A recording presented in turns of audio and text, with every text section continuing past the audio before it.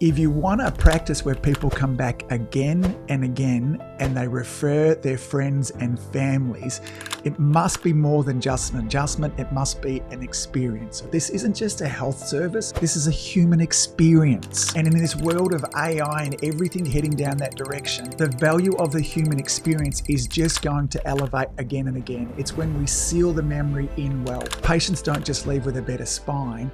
They leave with a better story about you, about chiropractic, and about more possibility. This wraps up our entire signature adjustment experience. This 3-act rhythm turns your adjustment visits into something memorable, something consistent, and something deeply, deeply human. Not just a procedure, but an experience as well. Good morning, good afternoon, and good evening, folks. Hey, welcome to another episode of the Marketing Your Practice podcast, the podcast where I have the pleasure of simplifying the marketing and the mindset so you, the chiropractor, can increase your income, your impact, and your enjoyment in practice too. Now, this is episode 421, and we're continuing our journey around the 7-figure lifestyle practice triangle. This is my really simple framework that will help you build a high retention, high fulfillment practice without burning out. And we're right in the middle of the second side of the triangle, and we're solving the problem of no one stays. This, at its core, is a trust problem. In episode 419, we looked at the 7 most common mistakes that chiropractors make during the new patient visit. In episode 420, we unpacked how to build trust and buy-in during the report of findings. And today, we're going to tackle one of the most frequent visits in your entire practice and arguably the most underappreciated, the adjustment visit, okay? Now, if you're like most chiropractors, you probably spent loads of time refining your new patient flow. Your day 1 and your day 2 are structured, they're intentionally, and hopefully they're really dialed in as well. But once the patient starts the regular care, something often shifts in us as chiropractors. The adjustment visit becomes routine. It gets squeezed in the middle of a busy schedule, and slowly, without even noticing, we stop treating it like it actually matters. But here's the thing. The adjustment visit is the moment where your care actually gets felt. It's the moment where trust is built, where progress is experienced, and the relationships are either strengthened or they're weakened. And that's why today we're going to zoom out and we're going to look at what I call the signature adjustment experience. Now, I want to help you to think differently about this visit, not just as a technique delivery, but as a high impact, high frequency experience that shapes how your patients remember you, talk about you, and stick with you. Now, we're going to talk about 3 parts of the visit. We'll borrow a couple of ideas from psychology to explain why they matter. And I'll share some simple ways that you can upgrade the experience without adding more time to your schedule. So let's dive in. Now, every adjustment visit, whether you've designed it intentionally or not, has 3 acts. There are 3 key moments that shape how your patients feel, what they remember, and whether they stay. Now, I simply call them Act 1. This is about priming the brain.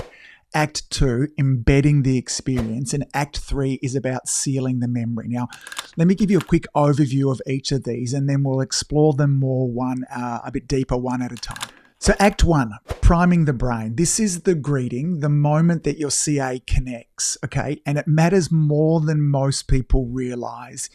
In psychology, we call this the primacy effect. It's the idea that people remember the first moments more vividly than the middle, okay? So if the greeting feels warm, present, and personal, you've got momentum. But on the other hand, if it feels rushed or disconnected, the whole visit is going to start on the back foot. Now, Act 2 is embedding the experience. This is the adjustment itself. It's not about the technique. This doesn't matter what technique. It's about presence, it's about tone, and it's about rhythm. This is where your patient feels your certainty or your distraction. Now, when it's done well, this moment becomes an anchor in their body and in their mind too. And then finally, Act 3, which is all about sealing the memory. This is how we finish the visit. This is the final cue in the adjustment. This is the check-out experience as well. And this is where we lean into what psychologists call the peak end rule, where people remember the emotional high point and how something ends. So the energy you leave with them, the clarity, the warmth, the closure, that's what will linger when they walk out the door, okay? So these 3 acts shape the adjustment visit. We need to think about these 3 individual parts. And when you design them with intention, when you create what I call a signature adjustment experience, something that builds trust, deepens connection, it sets your practice apart. So let's dive a little deeper into act number 1, okay? So act number 1 begins before you, the chiropractor, lays your hand on the patient. It starts at the front desk. And if you really want to elevate your practice, you've got to upgrade your mindset around the role of your chiropractic assistant, okay?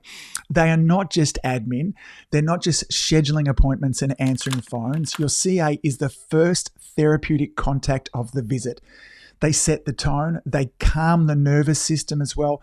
They help the patient shift out of the busyness of their day and into the healing space of your practice. In this sense, your CA is a part of the healing team. In fact, at the front of our office, on the front desk, when you walked in, there was a sign across our reception desk there that said, "Your healing starts here." And the psychology really backs us up here, specifically something we talked about before called the primacy effect. It tells us that people remember the beginning of an experience more strongly than the middle. So when a patient walks in the door, that first interaction before you even say a word can lift the whole visit, or it can weigh it down, okay? So what is it that a great CA greeting can do, okay? It doesn't need to be complicated. It's a matter of presence, it's a matter of warmth, and it's a matter of intention. When the CA is grounded and genuinely glad to see the patient, it shows through, okay? And it sends a message to our practice members that says, you're in the right place, you're safe, and we've got you, okay? So they greet the person by name, they pause what they're doing, and they make eye contact, okay? Their tone is calm, it's steady, it's warm, and they create a mini moment of connection. Again, it can absolutely be brief, but it needs to be real. It's like an emotional decompression chamber, okay? The patient's nervous system begins to settle even before they reach to see us on the table. Now, we need to watch out for several things, okay? Because this moment is small, it's easy for things to go sideways and miss things. We might have no eye contact, or even worse, no acknowledgement. So we understand that many times our CAs are going to be incredibly busy. They might be on the phone and checking somebody else. And so it's not always possible to immediately greet somebody by name. But in those circumstances, we want eye contact, and even if it's a little wave. We don't want the greeting to be mechanical or generic, not something like, hey, you can just head on through there. We don't want our CA to be visibly distracted, typing or rushing or multitasking. And again, in our practice, we've always had a standing desk there too. It's much nicer to walk into a space where the CA is standing rather than sitting. We want to make sure that the patient doesn't feel like a task. They actually feel like a person. Now, the irony is the patient might not be conscious on noticing all of these things, but their nervous system will. If the greeting isn't warm, if there's not presence, if there's not connection through there, the nervous system will take this on board, and that will show up in how they are on the table in a couple of moments' time. So Act 1 is about setting a really clear intention, okay? Remember that your CA is part of the healing journey. They're not just managing logistics, but they're managing emotional tone. And when your CA greets with presence, with warmth, and with ownership, they enter the room with momentum already on their side. Now that's what now brings us on to Act 2. And Act 2 is now our job is to embed this experience. And this is where the baton gets passed from the CA and the adjustment begins. So this really is your moment. It's where you step into the room, okay, or maybe you're in an open adjusting area. It's where you connect with the patient. It's where you deliver the adjustment. But there's something that we often forget. Patients are often arriving with a stressed nervous system. Sure, they've had a lovely experience out the front there, but they might have rushed to get there. They've had a day full of responsibility, of screens, conversations, and worry. And what they're walking into, we need to have a space that helps to regulate their system, okay? And that's why our presence as the doctor matters so much. Our tone of voice, our eye contact, if that's what, our breath, our pace, all of these signal safety, or they signal stress. The goal here is to create resonance, connection as quickly as possible. and to take their dysregulated nervous system and hopefully bring it towards our regulated nervous system. This will happen, okay? This means we need to take a moment before each and every patient and make sure we can resettle with them here as well, okay? This is the adjustment before the adjustment. It's the nervous system to nervous system communication, and it sets the tone for everything else that follows, okay? What it looks like in practice is, again, take a breath before entering the room. Make sure that you're calm, grounded eye contact. Again, my practice members were laying face down on the table, so I couldn't see eye contact, but my voice and my hand, I was grounded and I was calm. I wanted to greet them by name. We want a tone that's warm and not rushed. And this can be particularly difficult when we're under the pump, when we're running behind. There's a tendency for us to want to rush. And if we are going to rush, we cannot rush this first moment, okay? The first moment of our adjustment and how we close the adjustment at the end are pivotal moments. If we need to speed up a little in the middle, but not at the start. Offer a consistent check-in, okay? Again, it might be just something like, great to see you, let's get you checked. Consistency is important, okay? Now, during the adjustment, slow down just enough to be present, okay? Let your hands communicate certainty and ease. There's a touch and a feel and a resonance that runs through when we're calm and when we're present. So we want to move with purpose, not with haste. We want to breathe with them and we want to be with them, okay? Now, when we close the adjustment, we want to use consistency. We want a really lovely grounding phase as well, like that moved well, you're holding strong, you're clear, okay?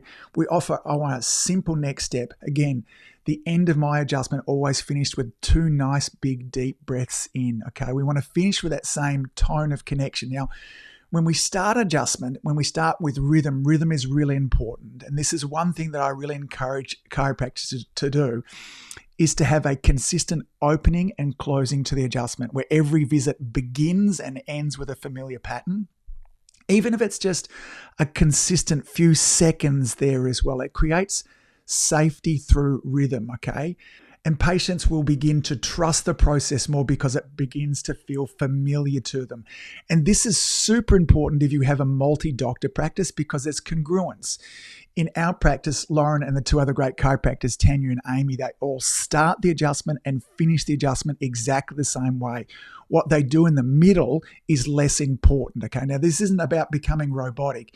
It's about creating a regulated experience. Now, the common mistakes that often happen in Act 2 is rushing without presence. As I mentioned beforehand, when we're under the pump and we know we've got people backed up, there's a tendency for us to rush, and this is only going to make things worse. Touching the patient and beginning the adjustment before there's that connection, before there's resonance, okay? Inconsistent flow from visit to visit. We want routine, we want repetition, okay? Adjusting while distracted or thinking about what's next. We need to be present there with the patient. That's present time consciousness. Or not acknowledging and there's no closure before leaving the adjusting area there, okay? These are all non-negotiables. These are the things that are essential ingredients of our signature adjustment experience. When you rush this moment, the patient may get the adjustment, but they miss the experience, okay? And it's the experience that leads to retention, referrals, and deep trust. If you want a practice where people come back again and again and they refer their friends and families, it must be more than just an adjustment. It must be an experience, okay? So Act 2 is your time to connect, to anchor, to create change, not just structurally, okay, but emotionally and neurologically as well. And when you embed the experience with presence, with intention, your patients don't just leave better aligned, they leave feeling safer, calmer, and more connected to themselves. So next up is Act 3. And Act 3 is all about sealing in the memory as well. And this act begins as your hands leave the patient's body. And it's the transition out of the adjustment room and back into the world. And it's led entirely by our chiropractic assistants, our wonderful CAs. Now, while the adjustment might be the centerpiece of our care, it's the ending here that often defines how the patient remembers the visit, okay? This is where that peak end rule is that we talked about beforehand. It tells us that people don't remember every detail of an experience. They remember the most emotionally significant and how it ends, okay? So if the checkout process feels rushed, confused, disconnected, that's the impression they're going to walk away with, okay? But if it's calm, if it's connected, if it's confident, it leaves a really powerful, a wonderful emotional imprint, one that says that you matter here, you're on track, and we've got you. So you can have done everything right, okay? A beautiful greeting, okay? A wonderful adjustment. Present time connection. You've connected man the physical with man the spiritual there too. And then on the way out, if our CA misses that moment there too, that's what they're left with, okay? So for the CA, this means being fully present, not again being multitasking or distracted. Greet them again by name, make eye contact, make sure there's warmth there as well. We want to affirm something positive. Again, it could be just something about the consistency. Okay, you're really staying on track. Wow, you look better. You look brighter. Okay, we want to confirm the next appointment clearly and confidently. We want to leave space for conversation, any questions, any micro interactions. This is not an opportunity necessarily to talk about the weather, although that's going to happen times. We want to let them walk out feeling seen, supported, and appreciated. Okay, let me say that again. They need to leave that session feeling seen, supported, and appreciated. So this is the emotional landing gear of the visit. Okay, the patient's been adjusted, they're in a different state, and now your CA helps to bring them full circle around back into the world. Okay, so this really matters. It's tempting at this time for this just to be administration, but the best practices are going to treat this as another part of the therapeutic experience as well, because when they leave organized, uplifted, and acknowledged, they're much more likely to be consistent with their care, refer others, and see the value of coming back again and again and again. So common mistakes, okay? The CA might be still on the phone. The interaction might be purely transactional.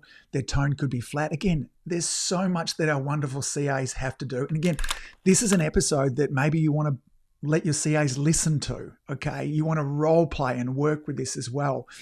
It's easy when they're distracted to miss the eye contact, not to mention the person by name. There's no recognition of the patient's effort or their progress as well. And the patient walks out unsure of what's next. None of these seem like a big issue at the time, but they add up. And what they end up doing is eroding the patient's emotional connection and therefore eroding your practice over time. So Act 3 is our final moment to shine. It's where the team shows that this isn't just a health service, okay? This is a human experience, okay? And in this world of AI and everything heading down that direction, the value of the human experience is just going to elevate again and again. It's when we seal the memory in well. Patients don't just leave with a better spine, they leave with a better story about you, about chiropractic, and about more possibility. This wraps up our entire signature adjustment experience, okay? So let's bring all this together in a final recap as well, okay? We zoomed out and we looked at today what I call the signature adjustment experience, okay? It's the most consistent, it's the most influential, but sadly still, it's the most overlooked part of our practice. We broke it down into 3 acts. Act 1, we call Act 1 priming the brain. This is where our CA sets the emotional tone before they even get into the adjusting room, okay? This isn't just admin, it's the first therapeutic contact. Act number 2 is all about embedding the experience. This is where us as the chiropractor step in and we help the patient's often stressed nervous system regulate to ours. This is why our well-being is so important. You know, our touch, our tone, our presence. These deliver not just the adjustment, but they deliver safety, okay? And they lay the foundation for change. And then finally, we bring it all together with Act 3, and that's sealing the memory. This is where the CA closes the loop with a really warm, grounded checkout that leaves the patient feeling seen, steady, and confident in this next step. This 3-act rhythm turns your adjustment visits into something memorable, something consistent, and something deeply, deeply human, not just a procedure, but an experience as well.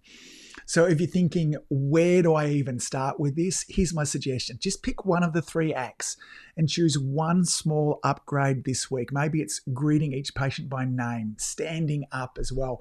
Maybe it's adding a consistent opening phrase to your adjustment flow, or maybe it's your CA affirming the patient's progress as they check out. Small shifts, but really, really big impact. So, folks, that's it for today's episode. As always, thank you for all that you do. Keep saving lives, and I look forward to seeing you back here next week. Bye. If you've enjoyed listening to this podcast, you have to come and check out my Community Influencer Program. It's my monthly coaching program where we take all this material and I'll work with you to help you apply it, implement it, and systemize it. The Community Influencer Group Coaching Program is designed to help you increase your practice income, impact, and enjoyment. Join me over at anguspyke.com/join. That's anguspyke.com/join. I'd love to see you there.